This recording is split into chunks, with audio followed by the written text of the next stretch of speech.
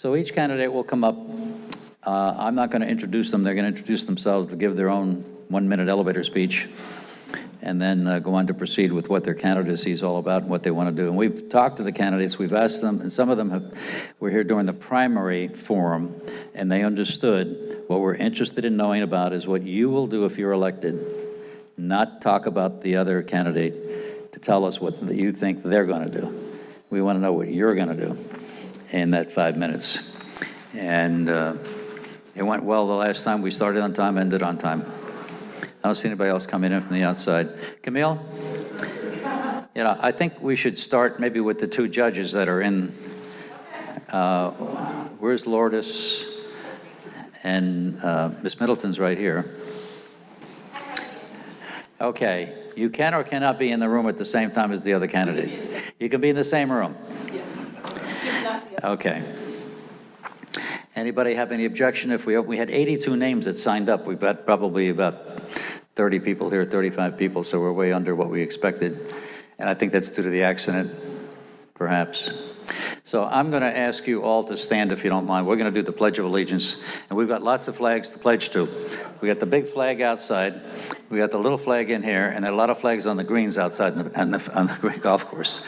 So I pledge allegiance to the flag of the United States of America and to the republic for which it stands, one nation, under God, indivisible, with liberty and justice for all. Thank you very much. Okay, for those that I have not met, I tried to meander through the room and shake hands with everybody, but I think I got pretty successful on that. So if I missed you, I apologize. There was no intent behind that. But in any event, this is the second forum that we're having. We had one a month and a half ago with the primary election, and at that time we had 27 individuals out of 31 candidates show up. So we had a long day, and they all had a chance to present. We are videotaping this program today as we did the last one. It'll be in our hands by Friday, up on our website. We got to rely on GoDaddy to get it loaded up into our website. But before the weekend, we hope to get it on the website so you can either show it to your respective residents back in your own communities or friends or whatever. Once again, the North County Neighborhood Coalition. We are not a PAC. We're not a political arm. We don't fund and sponsor and endorse or, really push any particular candidate. What our objective is, as an organization, is for you to go out and vote. Our objective is participation rate. We've averaged over the last 10 years 75, 76% per election period. That is unheard of. We are ahead of the country, we're ahead of the state, we're ahead of any municipal government in that respect. And that's a credit to all of you, our delegates, who come to our meetings on a monthly basis and then go back and carry the word back to their fellow residents. So who you vote for is your business. All we want you to do is go vote. That's the objective that we have. Okay? So, is everybody in the right room? Anybody got any hard question you want to ask me? I'm not going to answer it. No. Okay. I got to tell you, this organization is 17 years old. I started with 2 people. Now, residence-wise, we have 66,000 individuals. We have 23 communities, all the prominent communities that are represented here. And we'll have a young lady in a moment come up and talk to you about where we're at here this afternoon. But it makes me proud because our brand is trust. We impart with you information, and we hope that you'll go back and take that back to your respective friends and fellow residents in your communities and educate them. Our belief is educated residents, when they go to the polls or they vote by mail or early voting, they're more intelligible, they're more informed. They know what's going on, and they know why they voted a certain way. That's all we ask you to do, is get educated, become learned, and then encourage your fellow residents to go vote as well. Okay? Now let's see. I got to wait for the boss. Camille, what do you think? Let's rock and roll? All right, let's start it. Okay, what we're going to do is we're going to roll through, so we may have a little herky-jerky move here based upon the candidates as they come in, because they're probably detained as well, too. We expected 19 candidates and 82 people to be here. 95 people, all right. So, as you can tell, it's about a third that is here right now, which is obviously unfortunate, but that's the way it is. So with that, what we're going to have happen here is I'm going to have Judith Knopf, who is a board member from Marisol, get up and give you a formal welcome to Marisol. So Judith, you can have applause.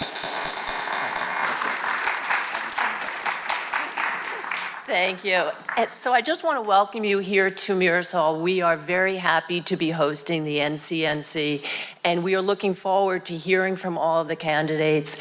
And we just hope you enjoy it here. And I'm not going to take up any time because I know we've got a lot to do. So thank you for being here, and we look forward to hearing from all of you.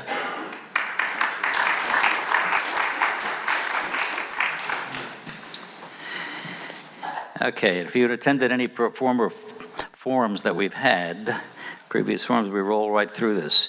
So the first thing we're going to do is we're going to introduce the county judge for Group 2, and the first candidate is Jean-Marie Middleton. Jean-Marie?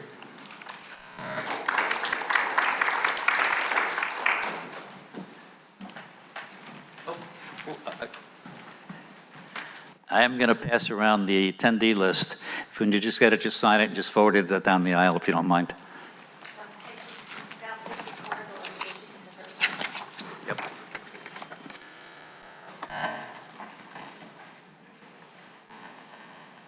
Good evening. I am Jean-Marie Middleton.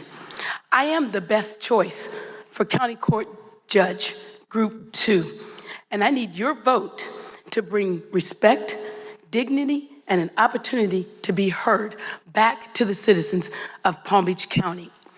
On a personal note, I am married to Ellis Middleton, an Army veteran for almost 20 years.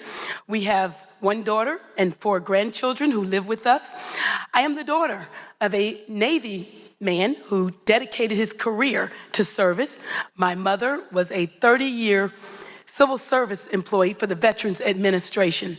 Public service was instilled into me from an early age. On a professional note, I am currently serving as an assistant general counsel for the Palm Beach County School District.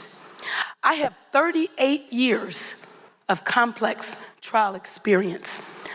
I have tried cases at every level of courts in Florida, the state of Indiana, and in the federal courts. I've tried cases in the areas of employment law, labor law, land use, probate, criminal, intellectual property, just to name a few. In my 38 years of experience, I have served 3 municipalities. I was an assistant city attorney and prosecutor for the city of Lake Worth, Florida. I was assistant city attorney and legal advisor for the police for the Miami-Dade School District. And I was assistant city attorney for the city of Fort Wayne, Indiana. In my 38 years, I have served 2 of the nation's largest school districts. I was chief of litigation for the Miami-Dade School Board, and as I said, I currently serve as assistant general counsel for the Palm Beach County School District. The ability to make rulings, to issue judgments, and to fairly and impartially apply the facts of the case to the established law is what I will bring with my 38 years of experience. I've had the pleasure of having many of my cases argued myself on the appellate level, and they have made the law in the 4th District Court of Appeal as well as the 3rd District Court of Appeal. Not only have I tried my cases, but I have briefed them and argued them all the way up through the Florida Supreme Court and the 11th Circuit Court of Appeals. Utilizing my 38 years of legal knowledge and experience will allow me to provide a service to the Palm Beach County citizens in a manner that will allow everyone who comes before me to have an opportunity to be heard, to be treated with dignity and respect. Being a Navy brat, I have lived and traveled throughout the world. I am currently the coordinator of a food bank where I've served for the last 22 years. I also served as an attorney for the Legal Aid Society, where I have provided legal services to those who couldn't afford an attorney. I also provide pro bono services through my church, through Redimidos International Church, and through other counties, other organizations throughout the county. I am an adoptive mother. I'm a guardian ad litem as well as a foster mother. I have proven ability to be able to listen to facts. I have served as a quasi-youth court judge for 22 years, where I preside over youth persons who have been tried by a jury of their peers. They have been arrested, and they get an opportunity to learn from their mistakes. I train high school students to be prosecutors and public defenders, and they serve as a jury, and it gives them the opportunity to learn from their mistakes. I have a strong track record of being impartial. I am a Florida Circuit Civil Mediator since 2009. I was appointed by the president of the Florida Bar to be chair of the Professionalism Committee, as well as the 15th Judicial Circuit Ethics Committee. I have been endorsed by the Palm Beach Post, by the AFL-CIO, by MedPAC, Medical Society, by many of the mayors, county commissioners, and my colleagues or my bosses on the school board. A vote for me will help shape the quality and nature of justice in our community in a manner that is fair, equitable, and with someone with knowledge of the law. One of the areas that I made the law in the 4th District Court of Appeals was the area of jury instructions. Being able to know how to apply the right jury instructions to a case is integral to the role of being a judge. The next judge should be someone who is well-rounded, has integrity, empathy, a well-balanced temperament, the ability to balance patience and appropriately maintain court order and decorum. Having a commitment to our community and public service is also an integral part of being a county court judge. I thank you for the gift of your time today in coming out to hear from us. And as I said, I am the best choice for Palm Beach County Court Judge Group 2. And with your vote, we will bring dignity, respect, and an opportunity to be heard back to the citizens of Palm Beach County. Thank you very much.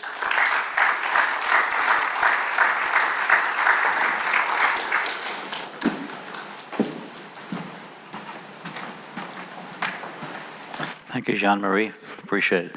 Our next speaker is also a candidate for County Court Judge Group 2, and that is Lourdes Casanova.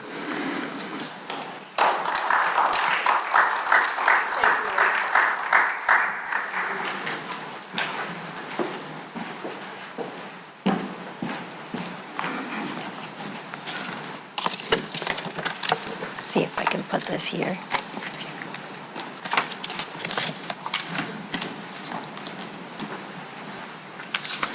Good afternoon, everyone. You guys can do better than that. Good afternoon, everyone. That's better. Thank you guys for having me here today. My name is Lourdes Casanova, and I'm running for County Court Judge. It is truly an honor to be here with a group of people who care deeply about the values, about preserving the values that make our country and our community great. As the daughter of parents who fled a totalitarian regime, I've learned what happens when government overreaches, when freedoms are taken away, and when justice is denied. My family lost everything in Cuba, including the ability to live freely and safely under a system that abandoned its own constitution. I was raised to understand the immense value of liberty rooted in the rule of law. These experiences are what led me to pursue a career in law and now a judicial seat. My commitment is to ensure that the courtroom remains a place where justice is delivered based on the facts and the law. Judges must respect the Constitution and apply the law as written, not legislate from the bench. That's what I believe in, separation of powers, and that's the kind of judge I will be. As the candidate with the most trial experience and most courtroom experience, as a former prosecutor, as a small business owner, and the only candidate who has simultaneously run a business and a nonprofit at the same time, I am the most prepared choice to lead a courtroom. As a prosecutor, I sought justice for Palm Beach County. I litigated in the county court daily, managed a caseload of 300 to 400 cases a day, and conducted jury trials. As a private attorney, I protect my clients' constitutional rights. I continue to focus on the county court system, and I have litigated in the criminal, civil, and traffic divisions. I have spent my career in the courtrooms where I now seek to serve, and I am the only candidate with that track record. As a small business owner of a multi-practice firm, of a successful multi-practice firm, I have showcased my ability to make tough decisions, multitask, and navigate new issues. I will run an efficient and effective courtroom. In addition to my legal work, I believe in serving outside of the courtroom in the community, and I serve the residents of Palm Beach County through various organizations like the Palm Beach County Hispanic Bar Association, where I was president, Special Olympics, which is really near and dear to my heart. I also frequently go to schools and serve as a guest speaker to mentor young students who wish to enter the legal field. I am a lifelong resident of Palm Beach County. I've been here since I was 3, and I believe that we should serve inside and outside the courtroom. County court is often called the people's court because you deal with matters, everyday matters that directly affect our residents. Traffic offenses, misdemeanor crimes, and small claims and monetary disputes of $50,000 or less. Some people might say, well, that's not a big deal. It really is to the people who are directly impacted, and that's why we need a judge with the right qualifications. My county court experience in various areas of law, working both sides of the courtroom and in government and private practice, in addition to my community service and my dedication to justice, make me the candidate with the most well-rounded and relevant experience for the position. The Judicial Nominating Commission, the body responsible for recommending who should be judge, took notice of my qualifications and has nominated me 5 times for county court judge. I am the candidate with the most nominations by the Judicial Nominating Commission. The community has also taken notice, and I am proud to have the endorsements of the Police Benevolent Association, Fraternal Order of Police, our firefighters and paramedics, the Sun Sentinel, and several elected officials in our community. I am also proud, thank you, I'm also proud to have over 300 committee members on my campaign committee who are in the legal community and the community at large who support my campaign, including former Clerk and Comptroller Sharon Bach. I am trusted by our community to serve as judge, and while I am very thankful for all of the support the community has shown, it is your vote that matters the most. I am asking for your vote on November 5th, on or before November 5th. Early voting already started. Together we can ensure that our courts remain a place where the law is respected, where our rights are protected, and justice is delivered efficiently, effectively, and fairly. Once again, my name is Lourdes Casanova, candidate for County Court Judge. Thank you so much for your time.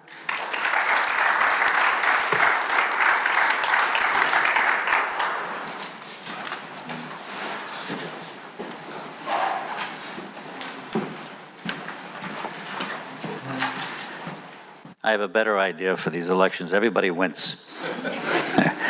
Thank you very much, both candidates, obviously. Very well articulated in terms of their backgrounds and their experience and their qualifications. Okay, now on the way in this afternoon, some of you asked some procedural questions about voting, whether it was early voting, mailing by vote, by mail, or being there in person. So we have none other than Wendy Link, who is our Supervisor of Elections, who's going to come up, not give a campaign talk. She's going to talk about the procedures that you should follow during the course of your voting. Okay, so Wendy Link.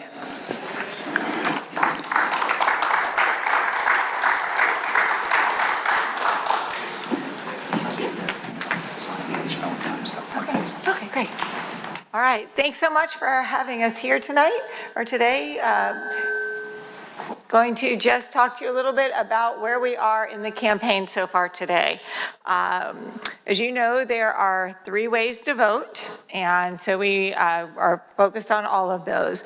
Right now, with vote by mail, you've got to make sure that it's past time for anybody to request a vote by mail be sent to them by mail. So if somebody needs to get a vote by mail, they're going to need to go to the office, and they're going to have to sign an emergency affidavit to be able to get that. If they need to do that because for some reason they're not able to vote on election day, or they can't vote during early voting, they can sign an emergency affidavit to do that. But all vote by mail ballots, as you know, need to be in by 5:00 p.m. at our outer offices. So if you are going to be taking it to our North County office up here, that will need to be by 5:00 on election night, and by 7 p.m. on election night in our main office. So it's very important that the ballots are delivered by then. Only the overseas ballots, the UOCAVA military and overseas, those are, we look at postmarks on those, but anything that's domestic does have to be there on time. Want to let you know then we've got early voting going on right now, right? We're a week into it right now. We have already had 44% of the eligible voters in Palm Beach County have already voted. So it's a big, we've had a vote by mail over 190, almost 191,000 people have voted by mail already, and 202,581, in fact, right now have voted early voting. So early voting, and we still have almost a week to go.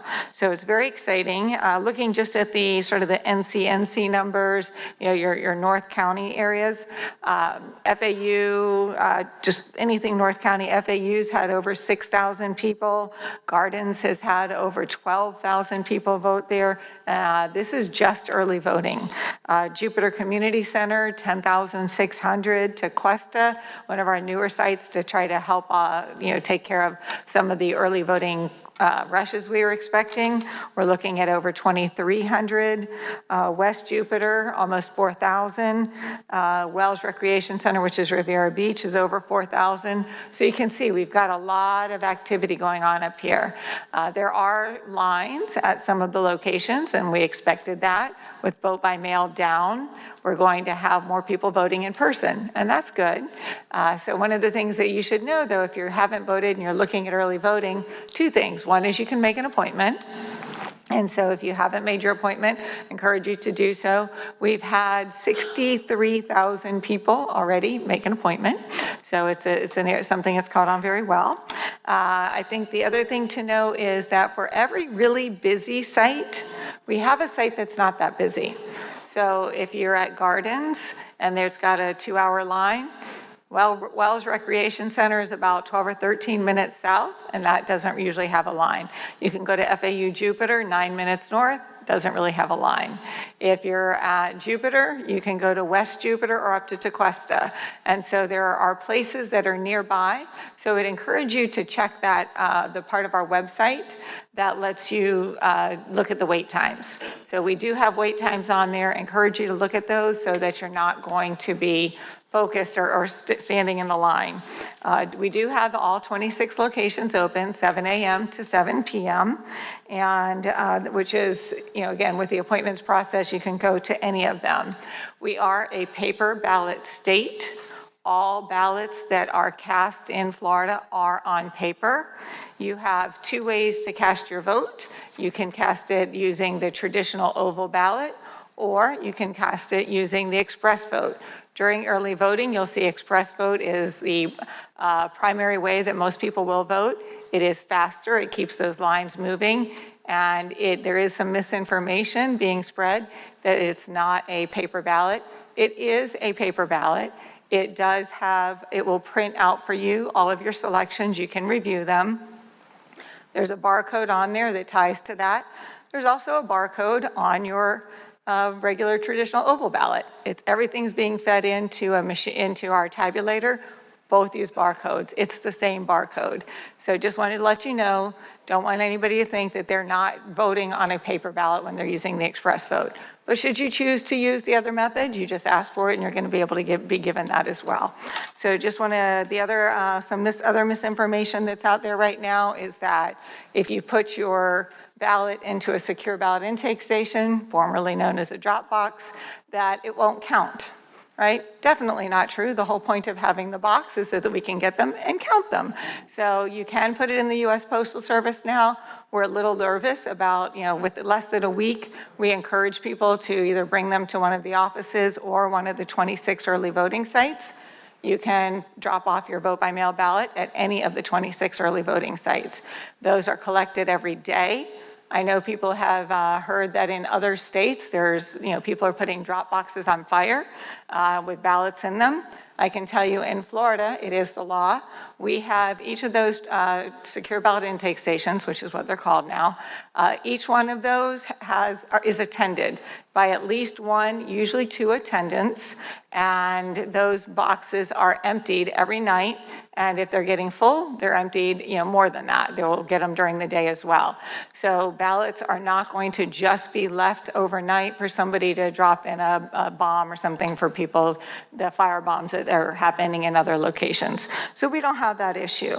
Cybersecurity and technology, we're working very closely with the Department of Homeland Security, the FBI, cyber navigators, where everybody's on top of that.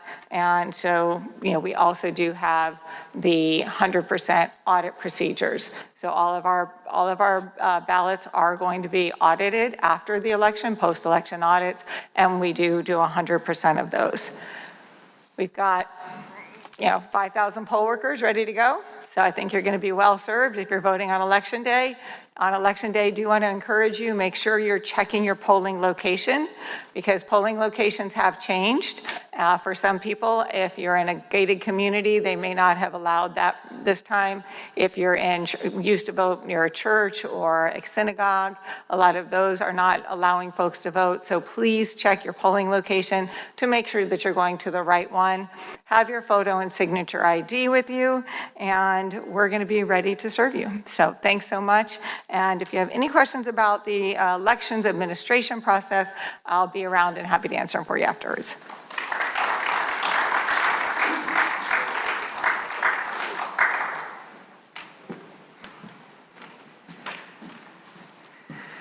Okay, I think that was very informative, and as Supervisor of Elections, you heard from the horse's mouth. So if anybody's got any concerns with the SOE, just right there, okay?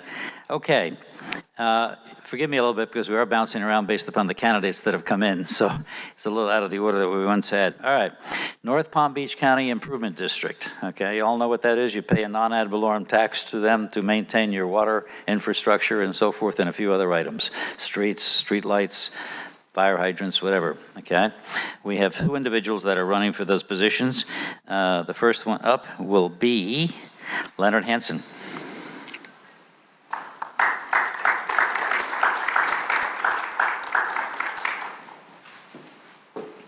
Okay, welcome. Thank you. Good afternoon. I want to thank the NCNC for having this forum for us so we can get together and discuss all of our candidacies. My name is Leonard Hanser, and I am running for seat 4 on the Board of Supervisors for the Northern Palm Beach County Improvement District. Just as a quick, has everybody here heard of the Northern Palm Beach County Improvement District?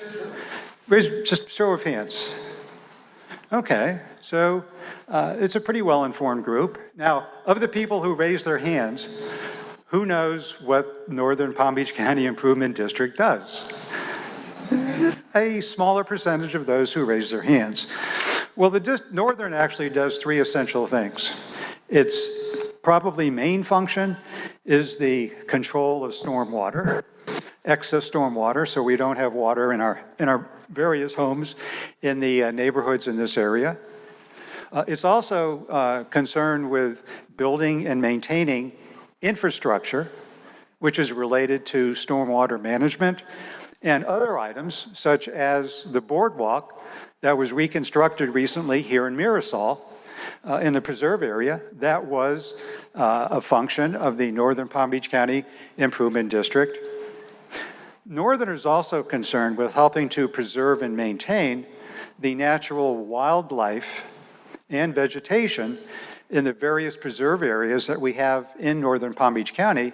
And those of you who live here know that we have many acres of preserve area and natural areas in this area. So, as Sal said, Northern is a non-ad valorem assessing entity. And that means that it assesses a unit within a development that receives services based on the value of the services that each home within that unit receives. And I did a little survey in my own development. We live in PGA National. So I asked some friends, and they were willing to give the information to me. What are you paying for your assessment this year to Northern Palm Beach County Improvement District? Now we're talking about 3 different homes. Homes are all built at different times. Homes that sit on different sized plots of land, and homes that are of 3 different sizes, 3 different square footages. And interestingly enough, despite all those differences, all of us are paying exactly the same amount to the Northern Palm Beach County Improvement District. So that's how it charges us. It charges us based on the value of the services that each homeowner within the unit of development receives. Now, let me just tell you a little bit about myself. I am a native of South Florida. I was born in Hollywood, Florida. I hate to say how many years ago, but it's been a few years ago. I've been a resident of Palm Beach County since 1965. And in fact, my wife, who is here today, Lisa, and I graduated from the same high school together, which no longer exists. It was taken over by Bach Middle School of the Arts some time ago. But after high school, I went to the University of Florida, got a degree in political science from the University of Florida, and after that came back to Palm Beach County after attending law school at the University of Virginia. In 1977, I started 16 years of private practice here in Palm Beach County. For the next 16 years after that, I served as magistrate for the Circuit Court. And for 12 years and 3 months after that, I served as one of your county court judges. So let me tell you a little bit about being a judicial officer, because most people don't realize it. But one of the restraints on being a judicial officer is that must you not only have any conflicts of interest with the parties who appear before you, but we're also required to avoid the appearance of impropriety. So that really constrains what we're allowed to do as judicial officers, which means that we really cannot go out and solicit endorsements to the extent that we may want to. And let me just give you a small example of how that works. If you're a party in litigation and you know that your judge has had an endorsement by a particular special interest, and you're a party in that litigation, and your opponent is one of the parties who supported that judge to that special interest, then you would feel uncomfortable appearing in front of that judicial officer. And that's required on us to avoid the appearance of impropriety. So I'm not going to be able to tell you that I have a list of impressive endorsements. I can't do that. I'm prevented from doing that. And it was only recently, when I decided to run for this race, that I decided that I was not going to be serving as a senior judge. So I offer my candidacy to you. I have studied contracts in law school. I have read contracts for the last 45 years. The Northern Palm Beach County Improvement District runs on contracts. They have a relatively small staff and a relatively large budget of approximately $45 million. And what they mainly do is oversee contracts. So unless you start with a good contract, you're not going to have the result you want. And as someone who has spent his entire career reading contracts, I guarantee you that I will be very involved in reading whatever contracts this board is asked to vote on. Thank you very much.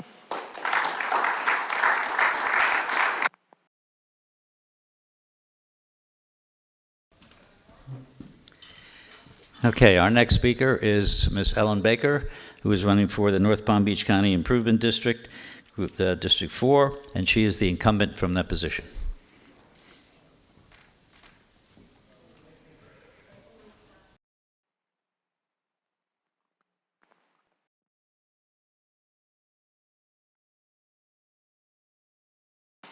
Good afternoon, everybody. I am the incumbent. I have served on Northern Palm Beach County Improvement District for the last 4 years. My name is Ellen Baker. I have lived in the district for 37 years. A little bit about myself. I'm a high school teacher. I'm in my 24th year. I also am a member of the Leadership Engaged class of 2025. And I am a mom of 3 and a grandmother of 7. Proud to have been serving on the board. It's been an honor. It's a water district, basically. We control water. I've learned a lot about the district in my last 4 years. And I just want to point out that the board is, I find that my opponent has confuses staff and governance. Staff, we have 23 staff members who are amazing and exceptional staff. We won, they won a safety award in June, and I was at the Florida Association of Special Districts meeting to accept that award. I'm very proud to be a part of them and to see the work they do. And they do much more than overseeing contracts. We have a bond council. We have a board council. As you know, that your non-ad valorem assessments are what we run on. Over half, we do have a $45 million, it's $44.9 million budget.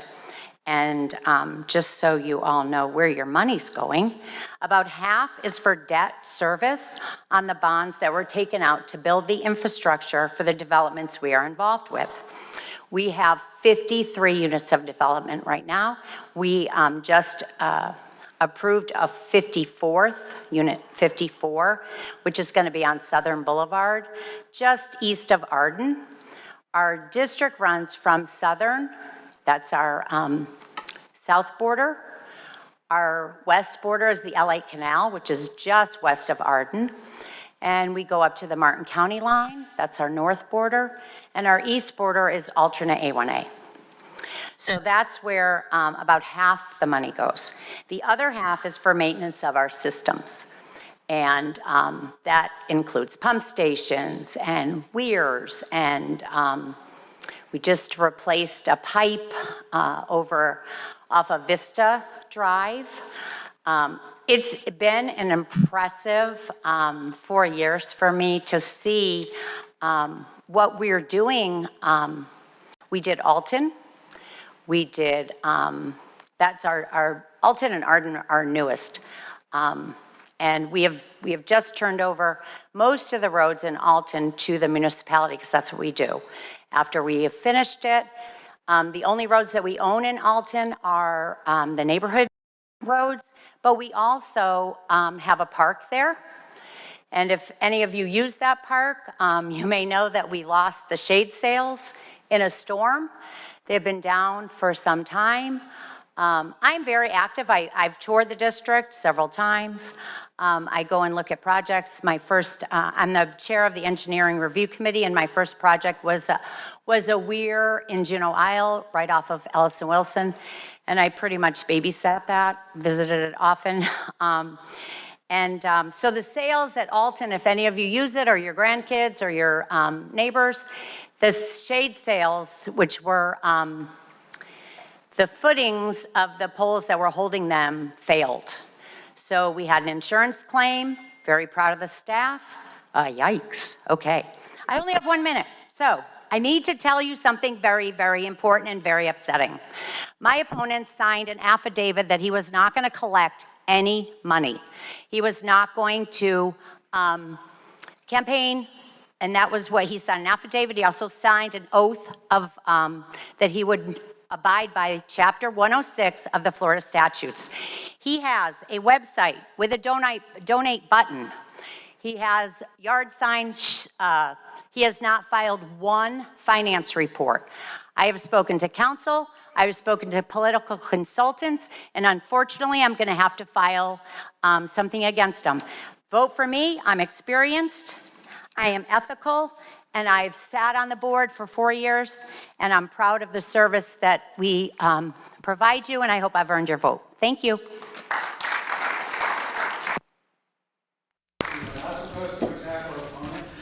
Okay, let me moderate. Okay, you can come up and take 1 minute. What? You can come up. You're not supposed to talk about your candidate, your opponent. He gets 1 minute more. So, no, you don't. No, Ellen. Just briefly, I have a PAC.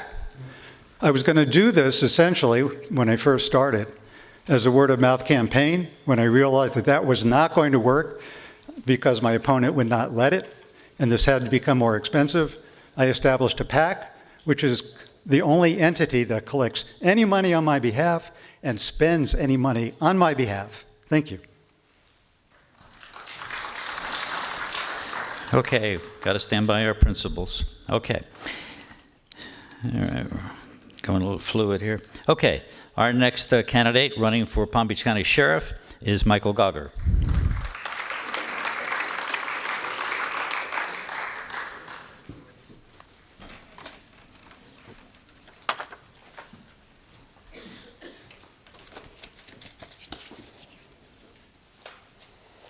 Good afternoon.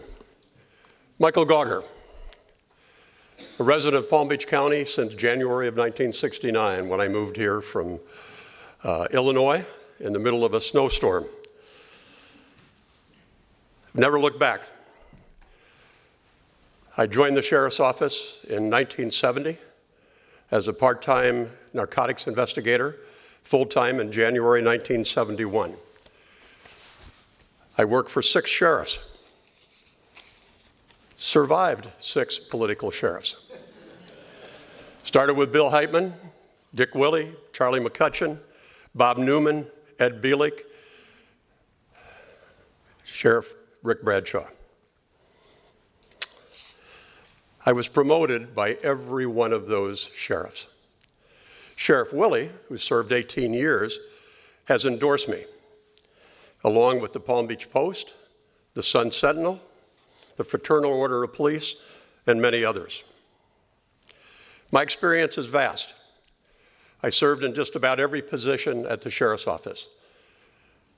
I started at the bottom and left as the Chief Deputy under Rick Bradshaw. In 2004, I helped him get elected. We were both going to run. We decided to team up, work as a team. I worked as a loyal number 2 guy to the sheriff for 16 years. I left in February of 21. I have budget experience. I have experience in saving presidents. I worked on the protection of 6 different presidents in my career. I worked as a tactical sergeant, was in charge of the details, working with the Secret Service. And I can tell you that it's very important to work as a team. Together, everyone achieves more. It's not just the Secret Service telling you what to do, it's you working with the Secret Service and giving them advice, because they don't always know the areas where they're protecting the president. I'm a fiscal conservative.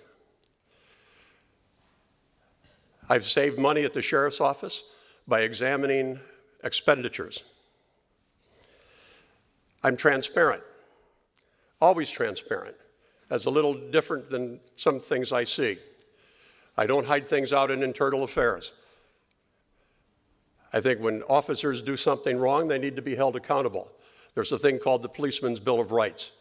If an internal affairs report is filed, it needs to be handled within 180 days. If it's taken over that period of time, then those officers cannot be held accountable. I think that is absolutely wrong. I hold people accountable that work for me because I always led by example. I was out there in front. I never expected my folks to do anything that I wouldn't do. When it comes to the budget, I looked at that budget very carefully when I designed budgets.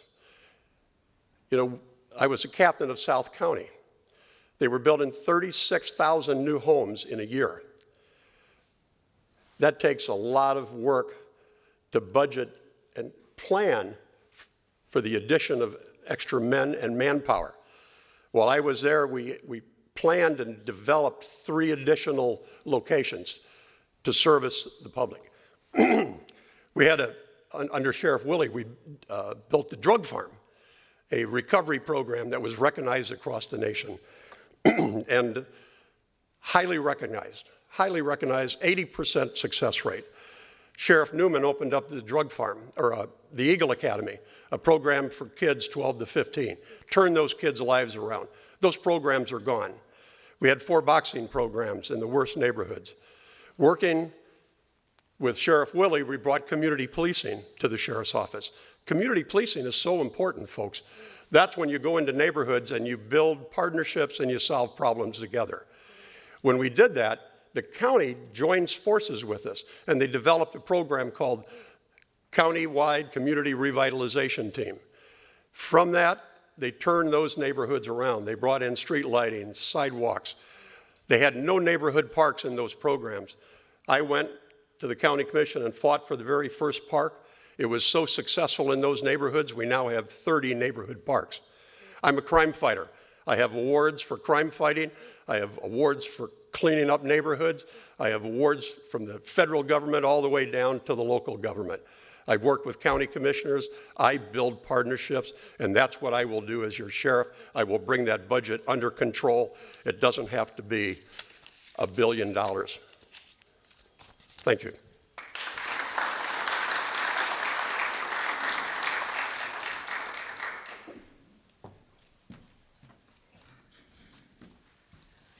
It's actually not bad exercise getting up and down here from the chair.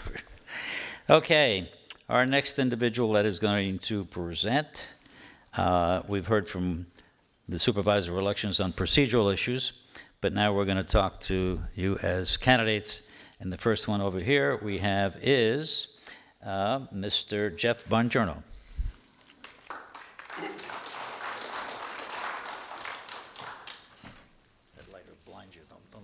I see it. Thank you. Thanks for hosting. I appreciate the opportunity to take the floor. My name's Jeff Bongiorno, and I'm running for Palm Beach County Supervisor of Elections. And I moved to Florida about 14 years ago from New Jersey, and I own a small business in Boynton Beach. I am what's called an independent software vendor for the Microsoft Corporation. I'm a cybersecurity expert. I have over 100 IT certifications, and part of the duties that I'm tasked with is to keep my customers secure, keep their networks hardened, keep return on investment on the software they purchase, keep that all in check so they're up and running smoothly, safely, and in a hardened environment. We take a zero trust tolerance approach. We test everything. And that's what I want to bring to our county and our elections. A little bit about myself. In New Jersey, I had a training center. I had 12 locations for IT training. We were a vocational school. I had over 80% job placement rate. And I served in law enforcement early in my career. Now, my name ends in a vowel. I'm Sicilian. I came from New Jersey. I know organized crime, folks. And we have a problem in our election process. Now, I'll give a very, something everyone can understand, and we have an invasion at the border. I live in Gulfstream. Just last week or 2 weeks ago, a boat came ashore and 30 people ran off and the cops were chasing them. But we have a problem with voter registrations being injected into our system through a weakened federal law that allows individuals to register to vote using only a 4-digit social security number. And I've sued the state of Florida which I call the axis of evil, to be honest with you. You have Cord Bird, he's not helping us. You have Maria Matthews, she's not helping us. And you have Ashley Moody. I sued in July. 3 months later, the state of Florida basically emulated the same lawsuit that I brought on against them, stating that DHS and Alejandro Mayorkas is not helping, is not lending a hand, is not allowing Florida to verify citizenship. And we know this is a problem. We just saw the Department of Justice sue Virginia, the state of Virginia, for wanting to take illegals off the voter rolls. So we have a problem here where our state officials, they're basically admitting that they're not checking citizenship. And they're leaving it to the Department of Homeland Security, which is a defendant in both my case and Florida versus Homeland Security. So that's a big problem. The other problem we have is there's an agency called CISA, and that's the Cyber Infrastructure Security Agency. It's under the rule of the Department of Homeland Security, which is basically under the purview of the same person who's allowing the orchestration of the border invasion, Alejandro Mayorkas.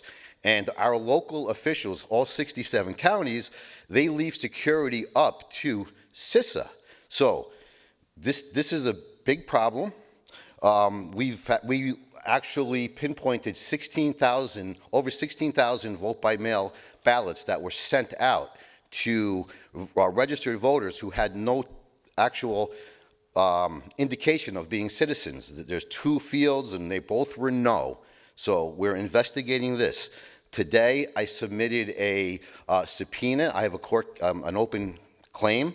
I subpoenaed some records, some IP addresses, and some technical stuff. So we want to get out and vote. We want to swamp the vote, but we do have issues. We need a cyber technologist to run the office. If I need a lawyer, I'll hire one.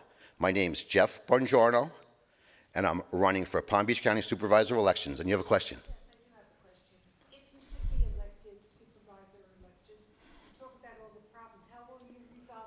Well, so the first thing, sure. So the first thing that I would do is lessen the risk. The inflated voter rolls, that's the ammunition that they use. So if we have less overhead on our voter rolls, I would suggest that every 4 years we wipe the voter rolls clean and you re-register. Unless you vote with a photo ID in person, then you're automatically re-registered. But there's thousands of people who have registered in Florida and who have only voted by mail and who have never shown a photo ID. And this is all provable through data and through the Help America Verify Voters Act. It's at socialsecurity.gov, ssa.gov/open/HAVV. You can see the numbers. And that's why the DOJ is suing Virginia, and that's why Florida's suing the DOJ. It's crazy. Thank you, Jeff. You're welcome.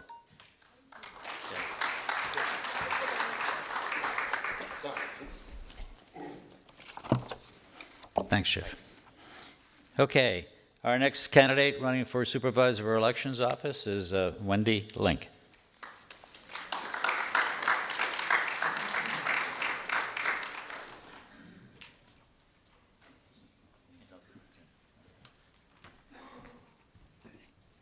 Good afternoon, and thank you very much for having us here, and I really appreciate the opportunity to be in front of you. Want to just start by saying I don't think Mr. Bongiorno maybe knows yet, but Judge Eileen Cannon ruled today, and that lawsuit was completely dismissed. So that lawsuit is over, and there is no more lawsuit against us. So just now we can move on from there. I want to just say that we are having, there's a lot to unpack in what was said, but I just want to tell you, I have a very positive message for you. Things in Palm Beach County are going really well. All right, they are. We have been recognized nationally. We've been recognized on the state level. We recently won an award called the Democracy Award, which is the highest award given by the Election Center. And we were given that for our innovations with voter services. So technology is incredibly important. It really is. And we have the top technology programs in our office. I have a fantastic IT staff. Elections are all about people. People are what make it work. Our office has a fantastic staff, including the IT professionals, voter services professionals, our public relations, everybody we've got, they're out there working for folks. They are dedicated, they're professional, and they're committed to having fair and fantastic elections. We also have fabulous poll workers, right? It takes 5,000 poll workers to put on an election, poll workers and election workers. So with 5,000 people working together from very diverse backgrounds from across our county, they all come together to make it work because they care about elections in Palm Beach County, and they've been very successful doing that. It's just, we want to continue, right? I want to have the opportunity to continue to do innovative things, to continue to improve the elections in Palm Beach County. There's always more that we can do. This is my home. I grew up here. I was born and raised here. I went to elementary, middle, and high school in the public high schools here. I've served on a number of boards, both civically, philanthropically, and have given back to the community well before I was in elected office. Never intended to be an elected official, but it worked out that way after I was appointed. But when I came in to turn the office around and to provide great service to the voters. And that's what we've done. We focus on transparency, integrity, accountability, and service. And those are the things that we're going to continue to do. With that bedrock, if we are serving with integrity, we're being accountable for everything that we do. We hold ourselves accountable. We expect you to hold us accountable. And we do that. And then service. We never forget that the reason we're there is to serve the voters, the candidates, the parties. We're there to serve them, and we do it well. I've reached, we have people supporting the campaign. I have folks who have crossed over parties. Both the Post and the Sun Sentinel have endorsed my candidacy. The chamber, most of the chambers, the community groups in town, Human Rights Council, the National Organization for Women. I have both prominent Democrats and prominent Republicans supporting us. So the bipartisan support, I think, that I've received is an indication that it's not about one party or serving one group. It's about serving the county as a whole, and that's what I want to continue to do. So I ask you for your continued support. I appreciate the opportunity to have done the things we've done. Some of the innovation that we have with the appointments, right? We're the only county in the country doing appointments, and over 60,000 people have already made one. And it's been something that's been very convenient for folks. We are getting students involved. I have over 1,000 students who are going to be involved in this next election between the ages of 16 and 22. We're working on our next generation of poll workers. So thank you. I appreciate the opportunity I've had so far and hope I'll be able to continue to serve you. Appreciate your vote.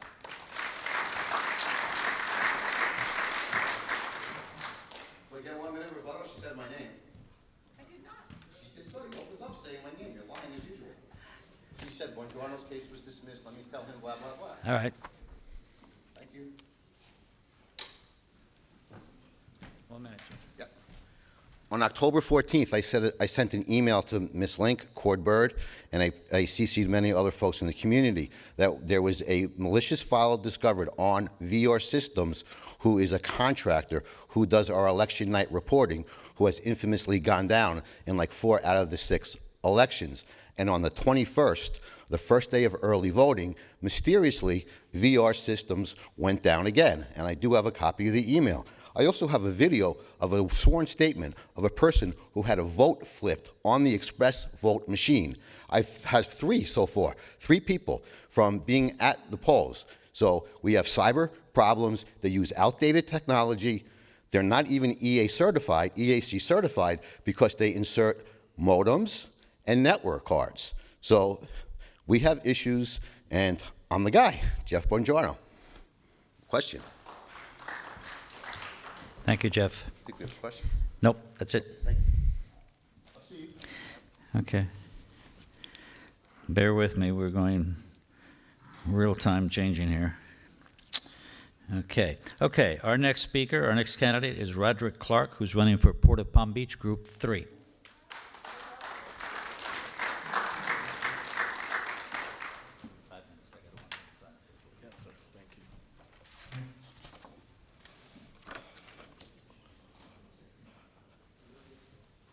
My name is Roderick Clark. I'm running for the Port of Palm Beach, Group 3. And it is great to be in front of such a great audience. And the view, I wish we were out there. The view is breathtaking. A little bit about myself. Born in Jamaica, came to America when I was 16. So the immigration crisis is very near and dear to me, obviously. Joined the Marine Corps when I was 17. Spent about 20 years in the Marine Corps. But every year I kept coming back and forth. After boot camp, came back to West Palm Beach, bought a house, brought my family over from Jamaica, and went back to training. Then 9/11 happened, and of course things start getting a little bit dicey for America. I was one of the first units that got stand up to go into Iraq to clear the way for the reconnaissance, for the Army Rangers, Special Forces, et cetera, train with them, deliver us into the capital, then came back to train Army, Navy, and Air Force how to defend borders here, how to defend ports. So I was asked by my commanding officer to defend the port of Naha. And the port of Naha is a vast port that's in Okinawa, Japan. If you ever have an opportunity to go overseas, that's a great place to visit. And me and about 20 of my Marines, we defended that port. We defended from South Korea in case, illegal immigration. Of course, we have a lot of that now. North Korea in case of invasion, and also any drugs or trade or anything of that nature. The reason I'm telling you that, because the job that I am auditioning for is something I've been running for 10 years now. And I believe it is high treason that is so landlocked, like the land, that you have commissioners there that won't give it up, or because they have a D behind their name, feel that they should be there till they retire, or if something has happened. I think that's a shame and a tragedy, to be honest with you. Especially when there's so much anti-growth on the board itself. I have been to many other endorsement meetings, and one of the questions that keep coming up is, why isn't the port growing? And the answer is the same, because you keep hiring or re-electing individuals that just will sit there, won't go over the agenda with our now current CEO, Michael Meekins. They show up on the day off and ask, for lack of a better word, questions that they should already know and delay the process. The people on the port right now are anti-growth. I want to change that with my leadership style. As a Marine that have brought many peacetime and wartime for America that we all are grateful for. Right now the world is in chaos, except for America. The reason that is so, because you have Marines, unlike what the lady said, you have Marines in hot areas. You have the Army in hot areas. You have the Navy out there where Iran is and make sure there's peace. We are everywhere. The military is on high alert, not here in America, because we keep Americans safe and we put our life on the line every day. I'm passionate about local politics. Local politics matter. And I want to change that. Give me the opportunity to be on the board. So I bring in more tenants. I bring in more goods and services. I want to repair the Port of Palm Beach. If you ever tour the Port of Palm Beach, there are some areas that are in disarray. Some warehouses that should have been changed 10, 20 years ago. But because of particular people on the board that don't have the vision and lack the courage to make those changes, the port looks like the way it is. We need more. More can be done. You're trying to tell me 80 years on the board and you can't make changes? That means it's time to go. We hired you. we should fire you. It's time to make that change. Vote Roderick Clark for Port of Palm Beach. A vote you will never, ever regret. Thank you.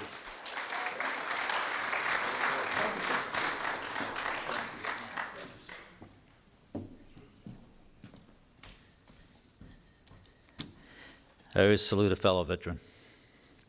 Okay, we're moving right along, and believe it or not, I think we got us back on time, so I think we're right. Our next speaker, where is she? Oh, there she is. Okay, is Jean, oh, hang on a second here. I apologize.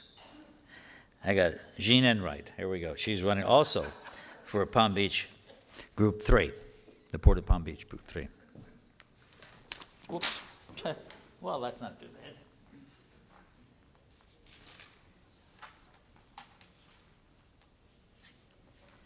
Bending down is not the problem, it's getting up.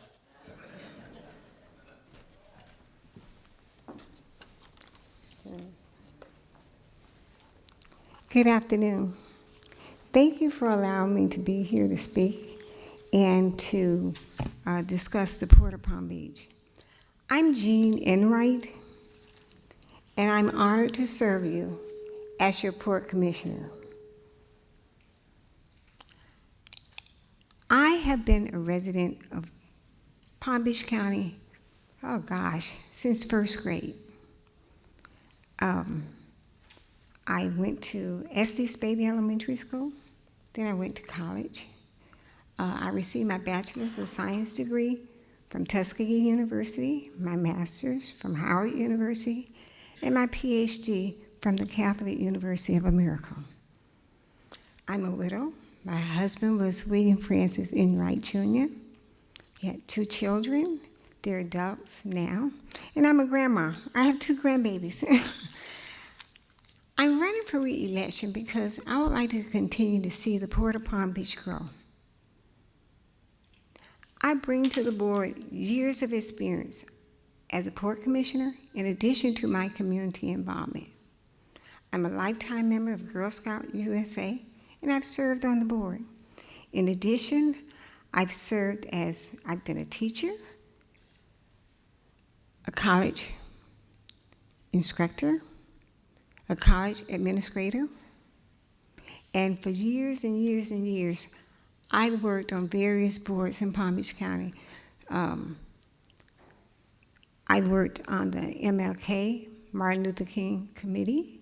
In addition to that, I've worked hand in hand with Holy Ground, which is an organization which helps girls in Palm Beach County who get in trouble and who have difficulties surviving.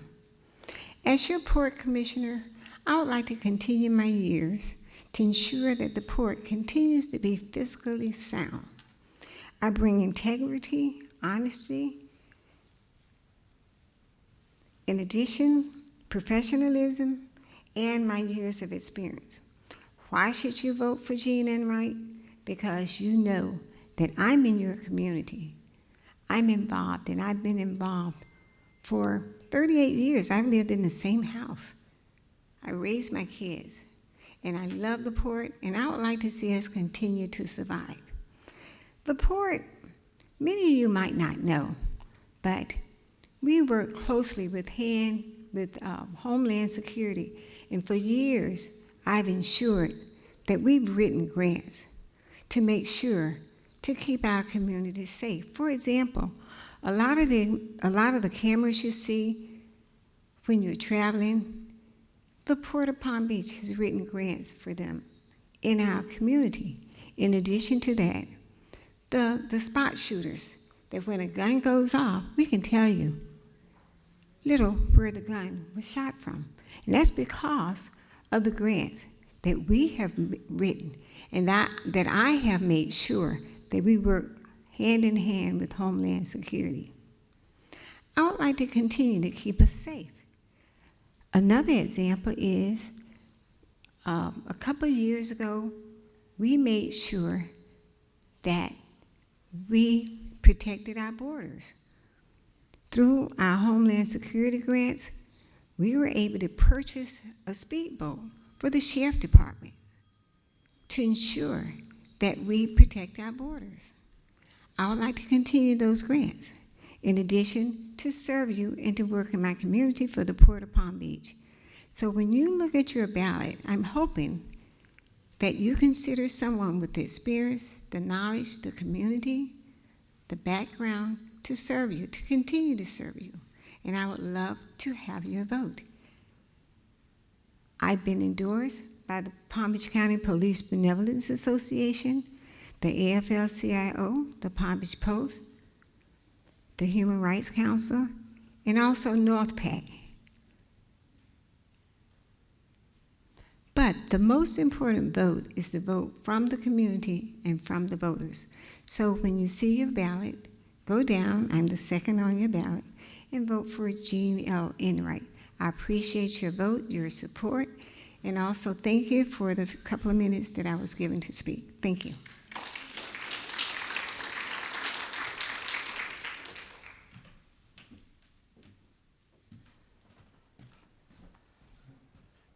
Thank you, Jean.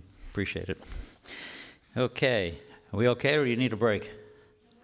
We're okay. Let's keep rolling. We should be able to get out of here within an hour. Okay. All righty. We have Group 2, Palm Beach, Port of Palm Beach, Group 2. We have Ted Sarandis. Okay, Ted. And where's Verissa? There she is. Okay, good. You're up after Ted. Great. Okay. Put your name up here. Roger that. Thank you very much, Sal, and to Camille, the coalition, for inviting me. Ted Sarandis, running for Port of Palm Beach Commissioner, Group Number 2. And first and foremost, I ask that all of you that have not yet voted to please vote Republican all the way down. I see my friend Sheriff Gauger. We see a number of other Republicans like my friend Roderick Clark. We ask that you vote kindly Republican all the way down the line so we can get some change going here in Palm Beach County. My friend Jeff Bongiorno, it's time for change. And I'm Ted Sarandis. Please go to voteted.net. And a show of hands, how many people who are not connected with candidates have ever really heard of the Port of Palm Beach Commission and know what they do? How many people raise their hands? 1, 2, 3, 4, 5, 6, 7, 8, 9, 10. Okay. That's a distinct minority. And I was struck by something that Jean Enright said. Jean said something very, very profound. You know what she said? She said, some of you may not know. And she's right on the money. This elected body is the single most secretive, mysterious elected group in the county. They don't want anyone to know what is going on. You know why? Because that's how they put everybody to sleep. We have a very obscure law. My wife gets sick of me talking about it. I call it the incumbent protection law. So we have a statute in Florida where if somebody signs up to run for election, especially the incumbents, and nobody signs up to run against them, guess what? The incumbents get a free pass and they don't have to appear on the ballot. Does that make any sense? But my friends who are Republicans in the legislature, they like it because it sustains their agenda. In most states, even if you don't sign up by the deadline, you have to be on the ballot, and there's an opportunity for somebody to write somebody in. So we have 3 incumbents, and Jean is one of them, who've been in for a total of 86 years. 86. Now ask yourself, this job pays $12,500 a month. So nobody's in it to get rich. Why have, a year, that's right, a year. I wish it was a month, Gene. A year. Why have they hung around? What's going on with this thing that these people have hung around all these years? Why are they doing it? And then we have my opponent. My opponent. All she's done is use her position to put forward an extortion attempt against a tenant that she has jurisdiction over. The worst thing that you can do as an elected official is use your position to extort money out of anybody, especially a tenant that you have jurisdiction over. And she's admitted it. And what's stunning about my opponent is she's a member of the Florida Bar, and she doesn't think there's anything wrong with that. She doesn't think there's anything wrong with that. Go to stetnews.org right now. Go and read the story yourself. Or go to my website, voteted.net. So I'm coming at it as an outsider. First time running, honesty, integrity, transparency, port security. How about the security guards at the port? They don't have firearms. I was talking to my friend Alan Mentzer about it. He's a law enforcement professional. They don't have firearms. It's stunning what's going on. It's time for a change. We ask that you vote Ted Sarandis, Port of Palm Beach, Group 2, so we can get some transparency, shine a light on the most mysterious, secretive organization in the county. Thanks very much.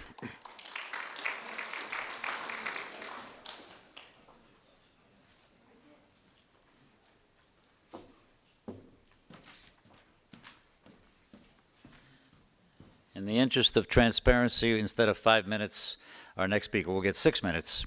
We've told the candidates not to talk about the other candidate, because if they do, the other candidate gets another minute. So Varisa Das is the next candidate. She gets 6 minutes instead of 5.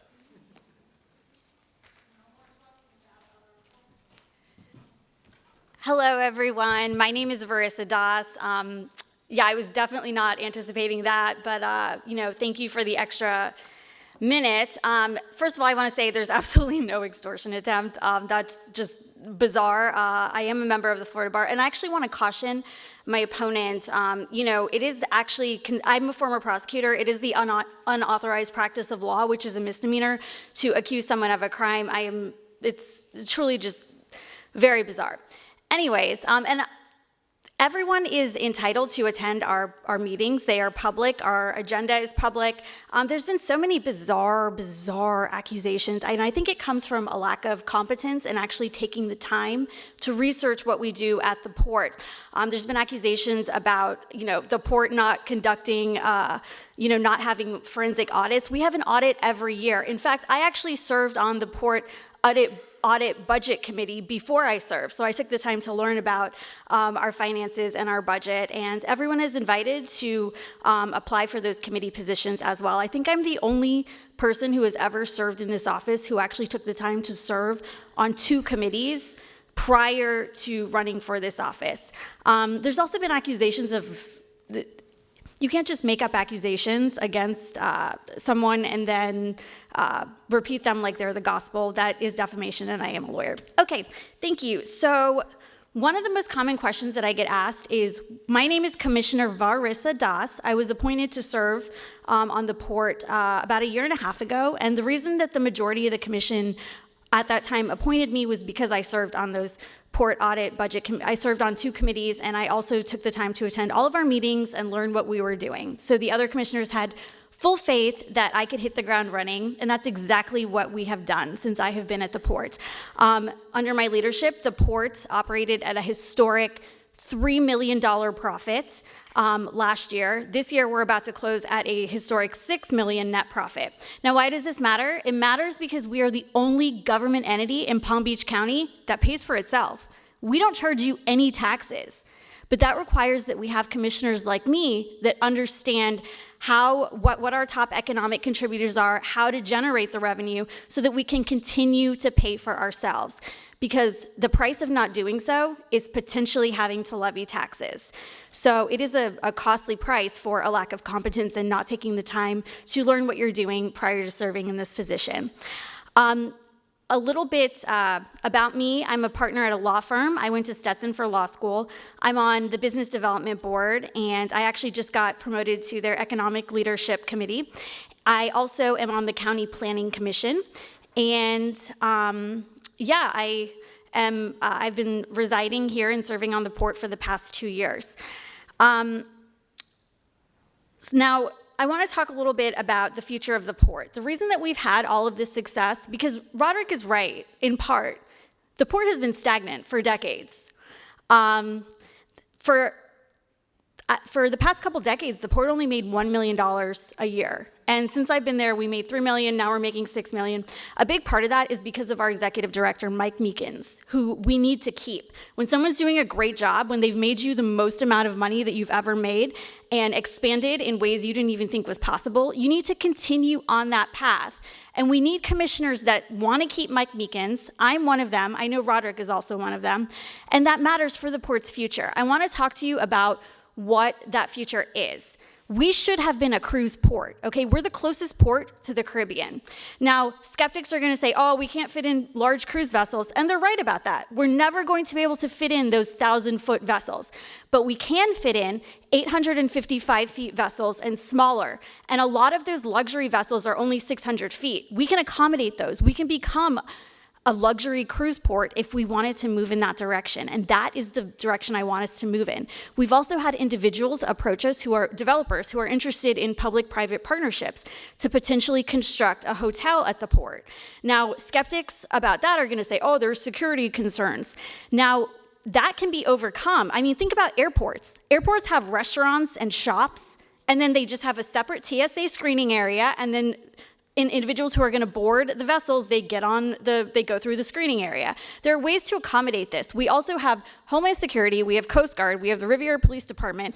We definitely do have individuals with guns at the port. Again, maybe individuals didn't take the time to learn about that. But then we also have private security, and we have fire rescue and Riviera Fire Rescue as well, and then West Palm Fire Rescue that responds to our hazardous waste liabilities if those potentially arise. So there are ways to certainly overcome for potential security concerns.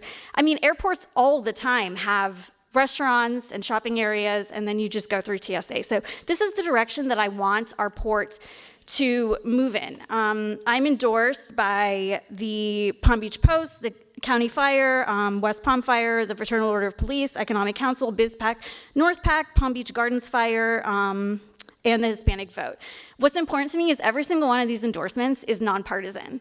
This is not an election that should be about Democrat or Republican. It's an election about competence. Do you know how to generate the revenue so that the public does not have to pay taxes? And then also, this is an election about growth. The Business Ivy Journal says if you don't adapt, you cease to exist. And the only question is when. And I'm telling you, the time is now. This is the direction that we need to move in, and I ask you to come with me. It's responsible, calculated growth that we can get done with the right leadership.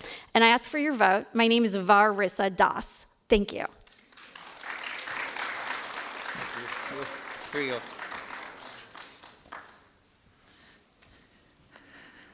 Okay, like I said earlier, everybody wins. No losers in the group. Okay, moving right along. We're going to jump to the state level.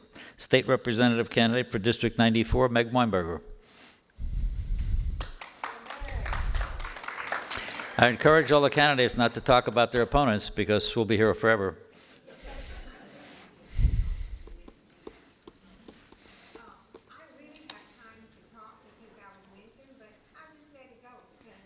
I'm sorry, I can't hear you.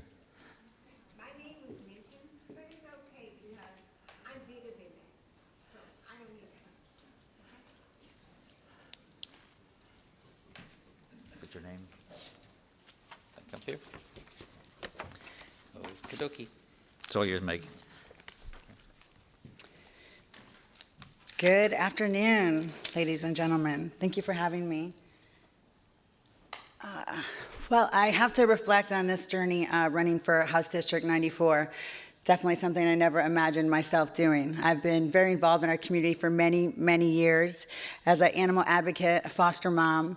I'm passionate about helping others. We live on a 15-acre animal sanctuary in Palm Beach Gardens. We have about 150, give or take, animals where we bring special needs children, veterans, many foster kids. I just really love to warrant that human-animal education in addition to taking the animals out into the community. You know, I'm a big believer in if you need something done, you just jump in and get it done, roll your sleeves up. Doesn't matter, have to get your hands dirty, but you just get it done. And you work alongside of whoever you need to work alongside of to accomplish the goal that is going to benefit all of us. I've always known we had many amazing people in our community because I have, like I said, been volunteering for many years. But now in this space, I've learned, I've met many others, just incredible, incredible patriots, and I'm so grateful. I've grown up on a farm, very passionate about protecting our farmers and our farmland. I believe it's the backbone of our community in many ways. As a mom and a foster parent, I'm passionate about protecting our children's education and safe neighborhoods. I think, you know, you just, a lot of this is politics is common sense, and I think it's important for us to work together to accomplish these things. There, you know, nobody knows everything. If we all do a little bit, a lot happens. Definitely will never claim to know everything, but I'm smart enough to know when I don't know something to find the experts, and many of them, to bring them in the room and figure out how to solve problems that affect all of us, that affect my pocketbook, your pocketbook. I mean, the same issues that you all have, I guarantee you, you know, we have as well.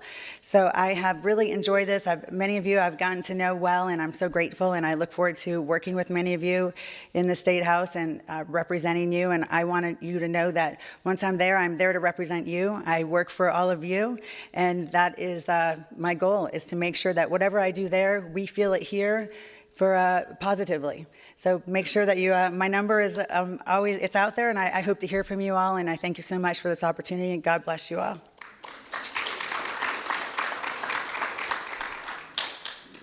I think so.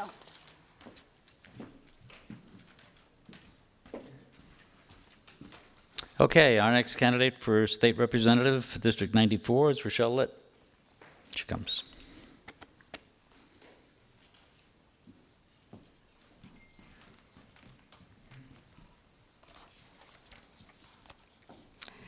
Thank you, everybody, for coming out today, and everybody at home who's going to tune in to watch. 7 days left in the campaign, and it's over. I'm Rochelle Litt, and there couldn't be a more important time to get out the message that experience and a proven record really matter. I was elected to the City Council at the age of 60 after a 45-year career as a pharmacist. I'm a mom of 3 and a grandmother of 3, so I'm hardly a career politician. But as your council member, vice mayor, and mayor of the city of Palm Beach Gardens, working together with community leaders like you, we got a lot of things done. And I will remind everyone that that was a nonpartisan position. We worked together for the benefit of the community. Together, we made Palm Beach Gardens a top-rated city in the state and one of the most financially stable cities in the state. On my watch, we were able to lower our millage rate by 4.3%, and again, the 2 years immediately after I left office because of the fiscal policies established when I was on council. That's 3 tax decreases in 3 years. This was done through smart, sustainable planning and growth and economic incentives that help grow our small businesses. We made sure we allocated money to our reserves to get our community through the tough times.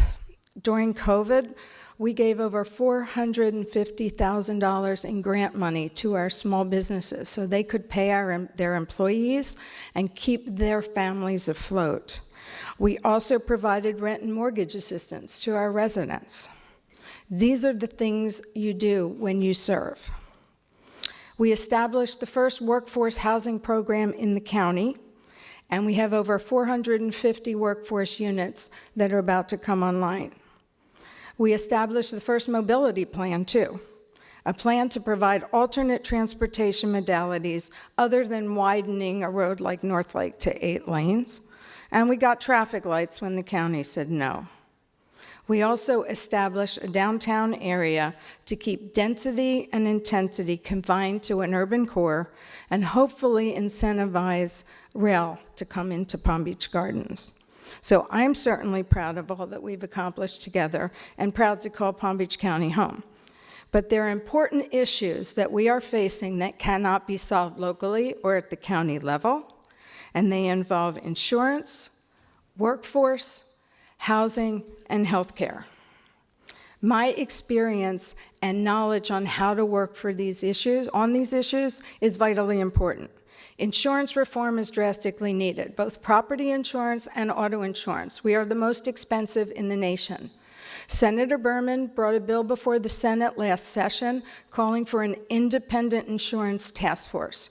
It was never heard in the House, and that is something that I would do as a state legislature, either co-sponsor or sponsor that bill in the House.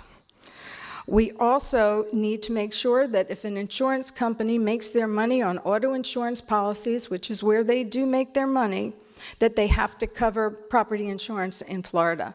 That's not the case at the present time, and if they do that in other states, they should have to do it here. And we just gave them $3 billion in taxpayer money to get reinsurance. And that was supposed to help bring down our rates. It has not, and we have to hold them accountable for the taxpayer money they got from us. I don't have to tell many of you, we have a workforce shortage and a workforce housing shortage in Palm Beach County, and that extends to the rest of the state as well. And they go hand in hand. If a business is going to thrive, they need workers, and workers need a place to live. Our kids need to be able, our grown kids need to be able to live near us, not with us. And our employees, our teachers, and our first responders also need to be able to live where they serve. 20 years of raiding the Housing Trust Fund has resulted in this housing crisis that we're facing now. And I believe that when we put up our taxpayer dollars for our housing bond like we did, the state should be able to come in and give us a grant towards that to make our dollars go further and incentivize other cities. And then there's healthcare. My experience as a healthcare provider and pharmacist of 45 years. I want to tell you that there were 24 healthcare bills passed last session. There's less than 5 healthcare providers in the state legislature, and that included the 6-week abortion ban. So I'm going to end with politicians have no place in our exam rooms. Reproductive decisions need to be made between a patient, her doctor, in accordance with her own faith, and no one else's. There's good reason why I was endorsed by the Sun Sentinel, the Palm Beach Post, the Realtors Association, the Palm Beach County Medical Society, the Florida Education Association, the Classroom Teachers Association, the school board, our firefighters, the Human Rights Council, and most of the mayors and council members in Palm Beach County, because they know that I have the experience and record to represent our community and the state the way it deserves to be represented. So let's get out the vote and get lit.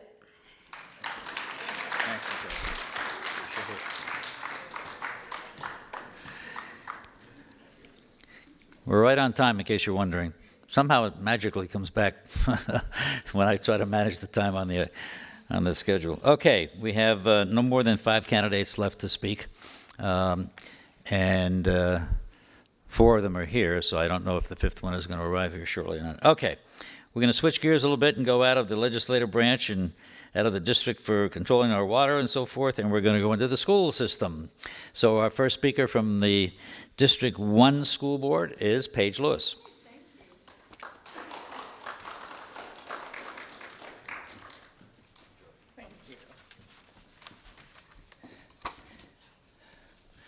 Hello, thank you for giving me the opportunity to speak to you today. I really appreciate it, and I'm going to try to be concise. I actually brought a piece of paper. I've never used one before, so hopefully this works really well. I'm Paige Lewis. I'm running for Palm Beach County School District, Seat 1. I believe that education is a pathway to success for all of our children, and that's why I'm running. I want to make sure that all of our children succeed. My years as an educator, public school parent, and a businesswoman are underpinnings of what actually makes me well qualified for this position. The success of our school system moving forward is founded on core education, reading, writing, and math. And these are things that are very important. They're fundamental. You can't move forward if you don't have these things, and reading is the basis for that. I've been a reading intervention teacher for the past 7 years. I saw a problem. I went and became certified in as an Orton Gillingham practitioner, and I was able to take my children from Tamarind Avenue from 17% reading on grade level to 67%. I'm talking about kids whose parents work 3 jobs and have a hard time participating with their kids. I'm talking about food insecurity, trauma, various different issues. So I know that if I can do this with these children, then we should also be able to do this in the school district, and we are not doing it. Only 54% of our kids in Palm Beach County can actually read on grade level, and I really want to change that. In order to maintain an A-rated school district rating, our kids need to read. And you do have to ask yourself, how do you get an A rating when only half of your kids are reading? That's just a question I've always had. So as a businesswoman, I recognize the need for fiscal responsibility, fair wages for our teachers, and financial transparency at the school board level. We have a $5.6 billion budget. Where is all that money going? Because it's not going to the teachers, it's not going to the bus drivers, and it's not going to the staff and the people that directly affect the educational outcomes of our students. And that's something I really want to see change. It's really, really important. Somebody else mentioned about housing, and our teachers should be able to live where they work. And right now, with the salaries that they have, that is not a reality, and that's something that that is very important to me. During this campaign, many people have asked about paths for our children outside of college. And we need to bring back the trades. We really need to start this conversation about bringing the trades back into school. Certainly, again, I'm going to go back to the fundamentals, because all of our children need to read and write and be able to critically think. But once we have that base foundation, let's give opportunities for kids to begin to work with their hands and do the things that we actually need for them to do in our communities. I have friends who have nonprofits that have had a terrible time trying to get the trades into our schools, and that's something that I really want to see change. We need them. We need HVAC people. We need plumbers. We need electricians, and all those people are aging out. And if we don't do something almost immediately to make sure our kids are finding those types of careers interesting, then we're going to have a real problem.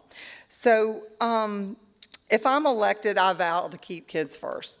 I'm not a politician, y'all. I have no desire to be involved politically until I saw the problems that kids were experiencing in the public school system. My sole purpose is to make sure that kids are successful in this county so that they can use their God-given talents, because I also believe that there's not one child that God has left out, and each one of them has a talent. And a good education is a pathway to discovering that. We just need to focus on education, not on politics. We need to also bridge the gap between the legislature and the school board, because, there's a gap there. And we need to make sure that the school board is listening to the legislature, and the legislature is asking, not just the school board, but how about our teachers who actually implement our programs? We need that conversation to start back up. So if you look at my experience and my campaign, you'll see my passion, and really what my passion is to see children succeed in Palm Beach County. So please, on November 5th, please vote for Paige Lewis, Paige Like a Book, because everybody needs to read. Thanks. Thank you.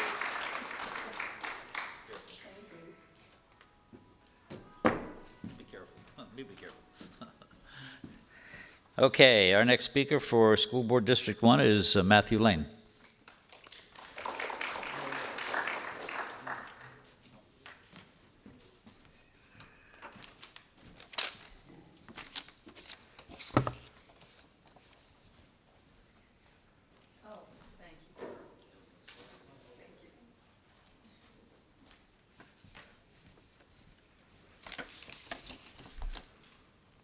Hi, I'm Matt Lane. I've been a member of the NCNC for over a decade, having served on the board, because we have a common vision and common values.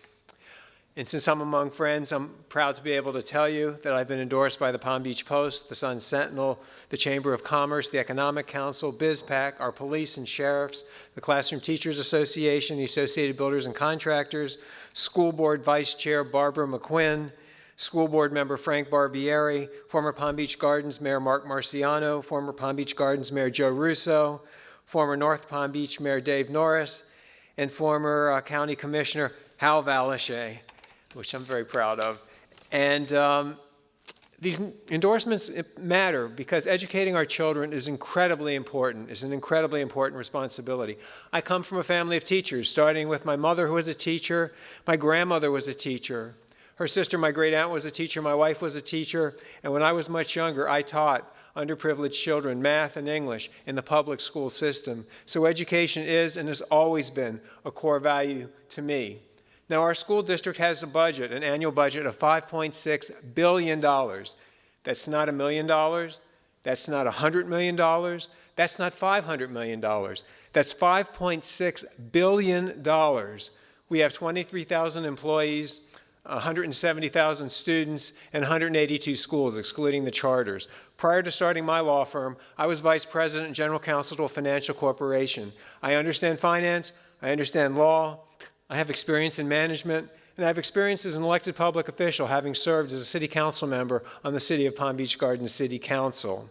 And it seems to me that someone on the school board needs to have the financial acumen required to understand the finances of an entity with a $5.6 billion annual budget, to be able to understand the legal issues that confront the district every day, to have management experience, and to have experience as an elected public official, so you don't have to learn on the job.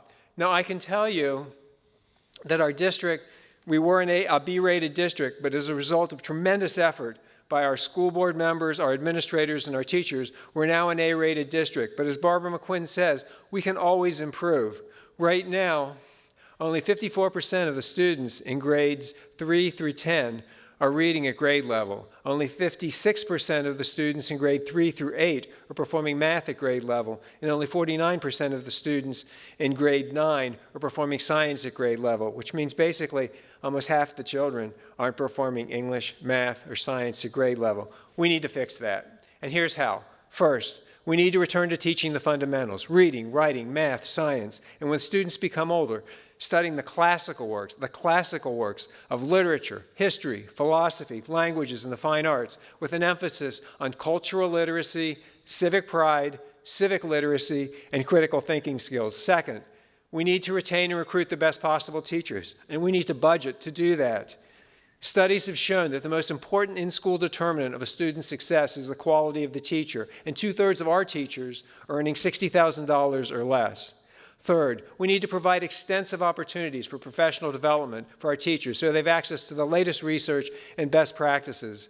Fourth, for the 40% of our children who aren't going to school or aren't going to college, we need to provide excellent career and technical education programming. And finally, we need to have safe and secure schools for our children. And I'm proud to be able to say I've been endorsed by our police and sheriffs as the person whom they trust to protect their own children in our schools. I'll leave you with this slogan that my wife came up with for the campaign. When you're voting for school board, get in the correct lane with Matt Lane. Thank you very much.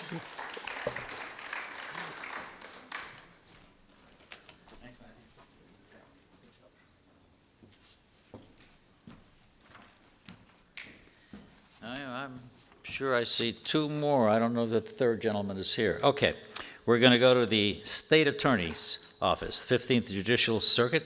Our first candidate is Sam Stern.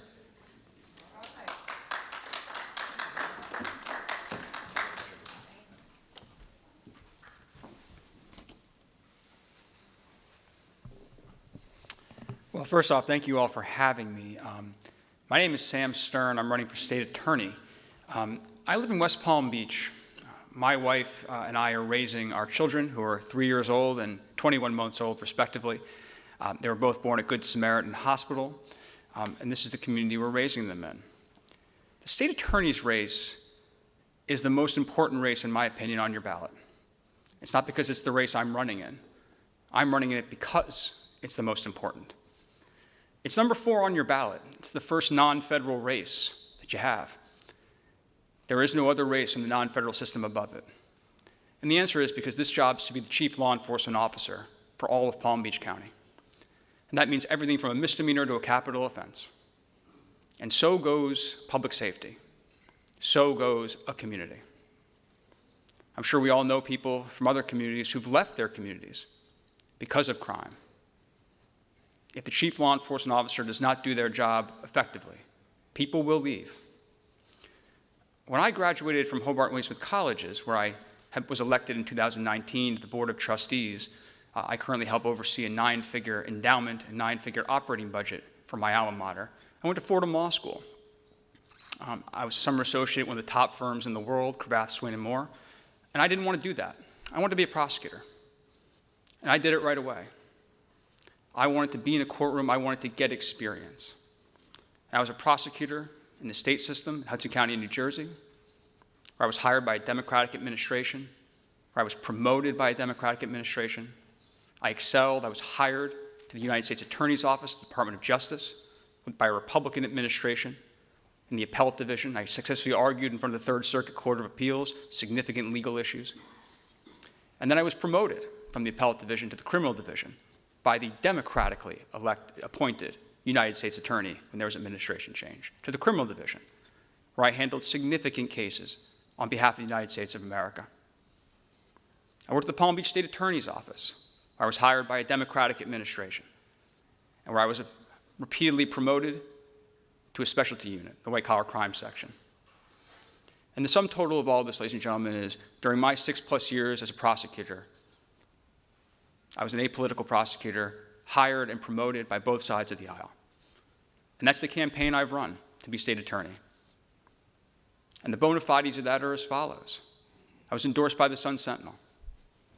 I was endorsed by both of the Democratic candidates who ran in the Democratic primary for state attorney, Craig Williams and Greg Lerman. I have not been able to find another example of where that's happened in politics. And what all this screams out is that this is a critical public safety position.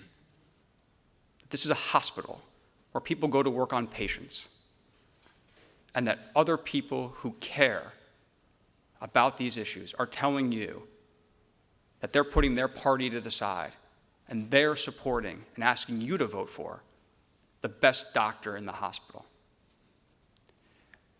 I've been in private practice since I left the state attorney's office. I've been handling significant cases on behalf of private clients, doing complex civil litigation and white-collar criminal defense. Not only do I practice at a high level, I teach at a very high level. I teach a class at the University of Miami Law School every year for the last 5 years. It's open to JD students and LLM students, and I teach this class by myself, to be clear. I teach people how to try cases.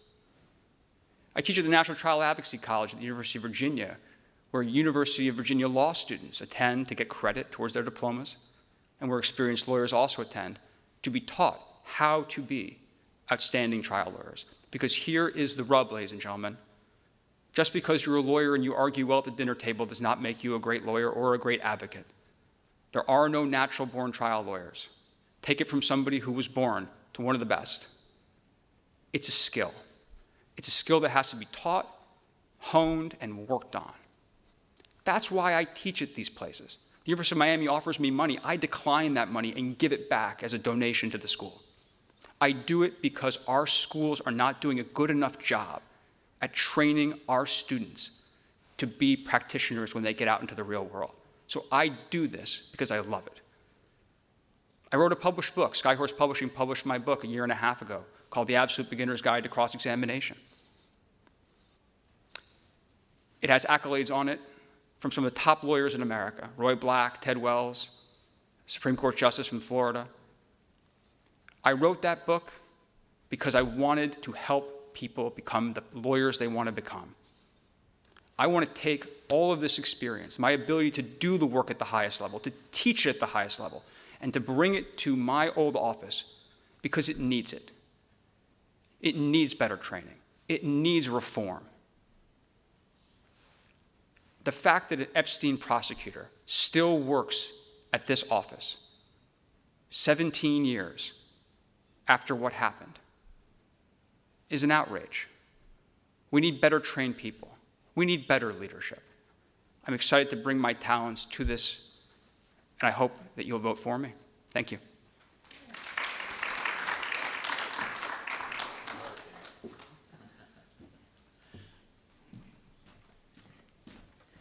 Okay, our next speaker is Alicia Cox for the State Attorney 15th Judicial Circuit. Okay, you got your name? Did I leave my name? I think I left my name. Where is it by your seat? By my seat. I'll get started. Got a little anxious. Thank you. Thank you, Sal. Good evening, everyone. It's so important for us to be here today to talk about our candidacy for Palm Beach County State Attorney. I'm standing here as a candidate who also wears the title of Deputy Chief Assistant State Attorney, and I've worked at the State Attorney's Office for nearly 2 decades of my life. I believe if we're going to use the analogy of the hospital, that I would be the most experienced doctor in that hospital that was spoken of. And I believe that experience matters when we're talking about a position that is as powerful and as important as our top law enforcement officer of our county. I'm very proud of the work that I've been able to do along with members of my office for nearly 2 decades. And I believe that when we talk about becoming the next state attorney, it's not about training and being able to even be a prosecutor and a lawyer. It's about executive level leadership, the ability to trust your gut, the ability to make tough decisions with very little information. And I am the candidate in the race that has done it. I've been doing it throughout my career. I currently serve on the executive leadership team where I have the opportunity to help manage the day-to-day functions of our office. I want to tell you a little bit about myself and then I'll get back to the work. I'm born and raised right here in Palm Beach County. This is the place I've always called home, and I'm very proud to have the opportunity to not just work as a prosecutor in that office, but also be a community leader and someone who is out in the community serving, because I believe that the true call of leadership also means you have to serve. And I've been serving my community for many, many years in a way that is unmatched in this race. Now, when we talk about the experience that is necessary, I oversee several units of our office. I'm very proud that the units that I oversee both boast over a 94% success rate. That means we are doing a good job. We're being tough on crime, but we're also being good on crime. We're being right on crime. And I think that that is important when you talk about being the top law enforcement officer official in our community.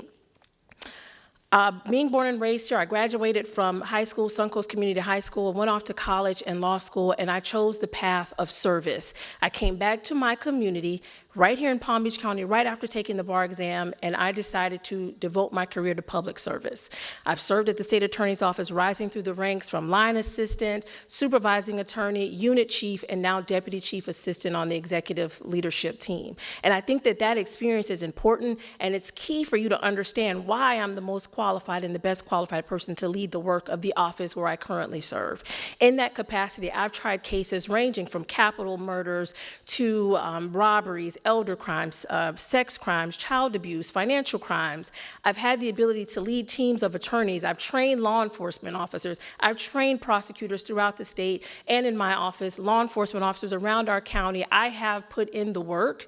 I know the office. I know the community. That is why I'm supported by over 60 bipartisan local elected officials here in Palm Beach County. In addition to most of the endorsing groups in our community, they've chosen me as the person that they know is best qualified, best fit, and able to run the office. I share the values of the people of our community, and those values are justice, integrity, service, strong leadership, fairness, and that's what you want to focus on when you're talking about dealing with our public safety and our criminal justice. I know that in order for us to achieve true public safety, it requires three things working together collaboratively. That's police, prosecutors, and the public. That's why I am the candidate that speaks about making sure that we add a community engagement arm to the work of the state attorney's office, so that when you're having community meetings such as NCNC, you also feel that you're connected to our state attorney's office, because we're there on the ground to know the issues affecting our community as it relates to public safety. I'm the candidate who was very outspoken about making sure we establish our hate crimes task force. Well, you may have heard about it on the news lately, because I was able to secure the funding to start a hate crimes task force here at the state attorney's office for our Palm Beach County community. In addition, I will be creating and devoting resources to our elder crimes, because I know that there are some gaps, and I want to make sure that we are putting the resources that are needed, not just because I want to be the state attorney, but because my parents live in this community and they're seniors as well. And we want to make sure that people who come to our community, that they are safe, that they feel valued and seen, as well as heard. And so I thank you again for this opportunity. I saw that I had a minute left, so I want to wrap up by just saying this. You know, experience, it matters. And if you don't want to trust the elected officials that have endorsed me, including the mayor of Palm Beach Gardens, as well as the mayor of City of West Palm Beach, and all of the City of West Palm Beach commissioners, Palm Beach Post, our teachers, our labor unions, they all trust me as their leader. But I will tell you this: when you decide who you want to have the power of state attorney, because that is a power that is unmatched in our community, you want it to be someone who knows how to use it, who is thoughtful, who is capable, and who is taking on this position for the right reasons. And I ask that you think of me when you're making your decision. Please visit my website, alexiacox.com, for more information about me, my background, and what qualifies me for this role. Thank you so much again for this opportunity. Do I need to take this? Great. Okay. He may be last, but he's not the least, okay? And it's awfully tough sitting out there waiting. So the next candidate and last candidate for the State Attorney 15 Judicial Court System is Adam Farkas. Thank you, sir. Thank you, everyone, for your time. So I'm standing up here thinking about what should I say, and I don't need to think about it. It's very clear what the major problem is with the state attorney's office. Politics, right? Politics has ruined the office. It doesn't matter whether you're red or you're blue, because you're biased. That is what it comes down to. Everybody wants to talk about endorsements. I was endorsed by them. That means you're biased. You got $500,000 from this person. There's strings attached. Anybody who thinks otherwise is living in fantasy land, right? So when you look at the position of what the state attorney's office is responsible for, we're the checks and balances. We are the checks and balances on law enforcement if they're making arrests or are too violent. We're the checks and balances on whether citizens are charged with a crime. But you guys are the checks and balances to make sure the person who gets the position has integrity. I won't talk about my other candidates, but I will talk about the position. It is probably the most important position to have integrity. You need to make sure that whoever you're voting for has integrity. Not sleazy commercials, not $2 million from daddy, integrity. You know why that's important? Because of the amount of power that the state attorney's office has. Ms. Cox talked about it's the most powerful position in Palm Beach County. Even though we're put down there with the water district, it is important. And most people don't even know what we do. But it is the most important selection you'll make as a community. And I urge you to not do party lines, because that's gotten us where? Staying along party lines has gotten us where? Here. So Ms. Cox is right. She's the only candidate who has all the experience at the office. That's her only experience, though. She's never experienced anything else. She's been there 16 years. I have nothing bad to say about her. She was a coworker. But all these changes that she's talking about making, why hasn't she made them? She's the only one up here who has the power to do it. She talked about how she's head of executive committee and she's one of the only ones in the executive committee. Okay, so the last 16 years, they're great ideas. Why now? Politics. Why now? Politics. You know, when you think about what politics has done, not just to this position, but elections worldwide, you actually have a unique ability here to say it's not just politics. There's usually not a no-party affiliate ran. You know how many people tell me, you can't run an independent, you can't run as an NPA? You know what I said? I have to. Because this position alone cannot be partisan. This position, the state attorney's office, to have any community acceptance and confidence from the community, the office needs to start with integrity. And there's only one candidate who has no strings attached. There's only one candidate that's not a Republican or a Democrat. Palm Beach County has a unique situation where they can balance their scales of justice, where we don't need to worry about, well, what did that prosecutor accept, or who are they affiliated with? He got up here and said, I was appointed by a Democratic prosecutor here, I was appointed by a Republican prosecutor here. Yeah, he had to leave all those offices. But it doesn't matter, right? Because it doesn't do anything about who he is or what he does. What I will ask you to do is do a little bit of research. I'm not going to talk about other candidates, but I think if you do a little bit of research, you would be astounded of some of the things you read about the truth of Sam Stern. I'm going to leave with this. I don't even get my 1-minute warning. All I ask you guys to use, your common sense. And when you think about this position, you know, do you want him to be side by side and close with the sheriff? You probably shouldn't, because we're the ones who make sure the sheriff's doing the right thing. Do you want to make sure they're endorsed by this committee and that committee? Well, probably not, because there's nothing for free. So I ask you, when you fill out your ballot, don't think about the party lines, because this will not affect party lines. You should understand that we are not affecting the position of the House, the control of the Senate. We have no effect on any legislation or otherwise. So it won't help party lines either way. So vote who you need. Adam Farkas, for State Attorney.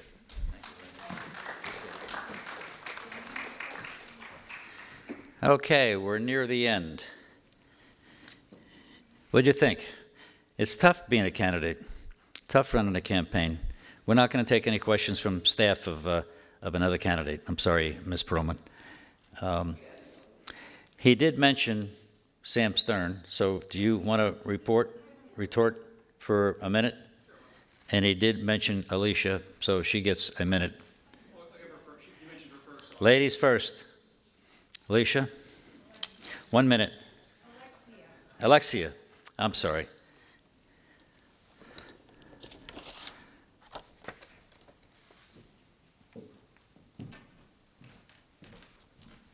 Well, I don't know that I'll need the full minute, because I think looking around the room, people in here are smart enough to understand how leadership works. My name is Alexia Cox. I have never been the state attorney. However, I'm running to become the state attorney. And when I do become the next state attorney, all of the things that I spoke to you about, those are my vision for my office and what I intend to do once I am elected. I am the only candidate who is backed by law enforcement, our sheriff, the Police Benevolent Association, the IUPA, International Union of Police Associations, as well as the Fraternal Order of Police. And I'm proud of that fact. I am proud of the endorsements, the bipartisan support. So I don't need the full minute, but I just wanted to clarify that for you, that these are the initiatives that I intend to leave as my legacy, just as every state attorney before me has implemented their own vision and their own legacy. Thank you.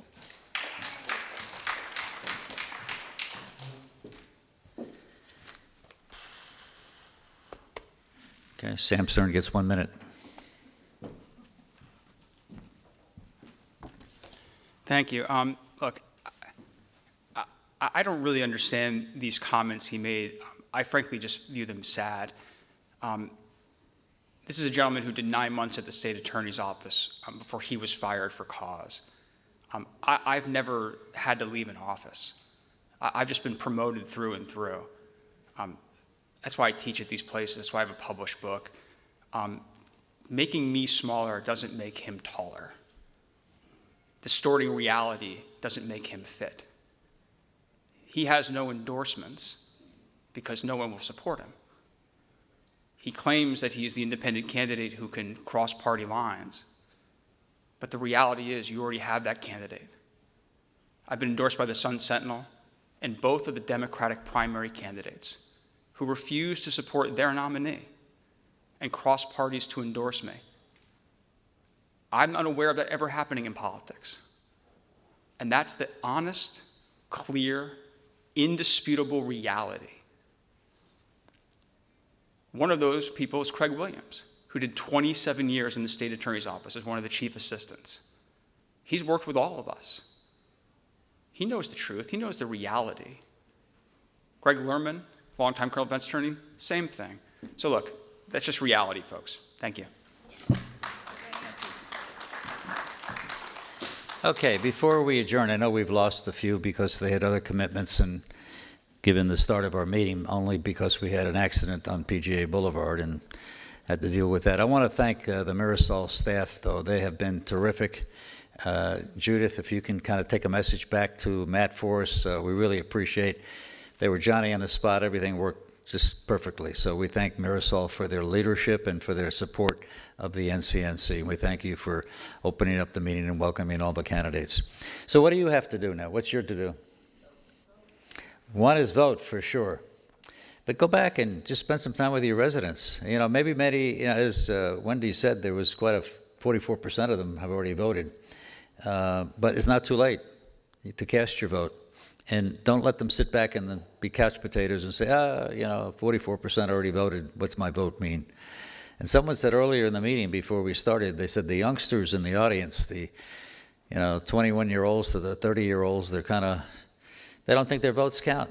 Well, you and I know otherwise. Every vote counts. So I would encourage everybody to go out and vote. Okay, does anybody have any hard question, any real suggestion, any kind of comment they want to make before we're all over? And to thank all the candidates that are running. It's not easy. We know that. You all have your hearts in the right place. So we thank you very much for doing that. God bless America. Thank God. Meeting adjourned.